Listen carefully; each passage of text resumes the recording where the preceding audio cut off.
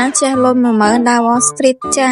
គេមានលុយបានគេដើរមីខ្ញុំនេះអត់លុយពីខ្ញុំដើរដែរតែយើងធ្វើអីក៏ដោយតែមានក្តីសុខសម្រាប់យើងគឺយើងធ្វើទៅទោះមកវិញយើងស៊ីផងទៀតក៏វាជាក្តីសុខរបស់យើងដែរចាណាហើយដើរគ្នាច្រើនគេខ្ញុំអត់ចូលចិត្តដែរបងប្អូនចូលចិត្ត introvert ចូលចិត្តតែពីរនាក់ចាអីហ្នឹងគឺក្តីសុខយកទៅណាអស់តែយើងអត់ចូលចិត្តមនុស្សច្រើនណាយើងចូលចិត្តបានស្ងាត់ហ្នឹងហើយបានពីរនាក់ចាហ្នឹងហើយតែណាក៏ទៅជាមួយគ្នាដែរស៊ីស្អីក៏ស៊ីដែរ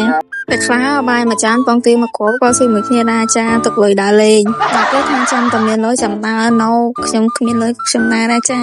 ឃើញខ្ញុំស្រស់អញ្ចឹងឯងបងប្អូនតែក្នុងខ្លួនគ្មានលុយ100ទេអត់លុយក៏មិនជាបញ្ហាគឺយើងត្រូវតែរកក្តីសុខឲ្យខ្លួនឯងឃើញចូលមកប្រហិតគេនេះគ្មានទិញអីច្រើនទេទិញតែ10000ចាបើមានតែ10000ទិញតែ10000ហ្នឹងឃើញតែដងពីបងប្អូនហើយតែទិញមកសៀសា ហើយដើរមកតិចទៀតហ្នឹងក៏ឃើញភេទជ្ជៈក៏ទិញភេទជ្ជៈមកពីកំប៉ុងទៀតហើយបន្ទាប់យកមកយើងក៏ឡើងជីទូ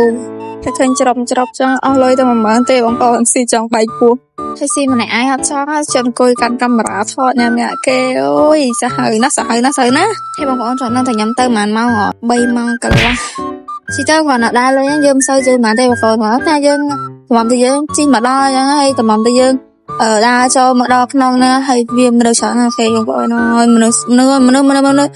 តែសៅរ៍អាទិត្យហ្នឹងគឺមនុស្សខ្លាំងមែនតើមួយថ្ងៃចុងសប្តាហ៍គេមកដល់លេងតែអីចឹង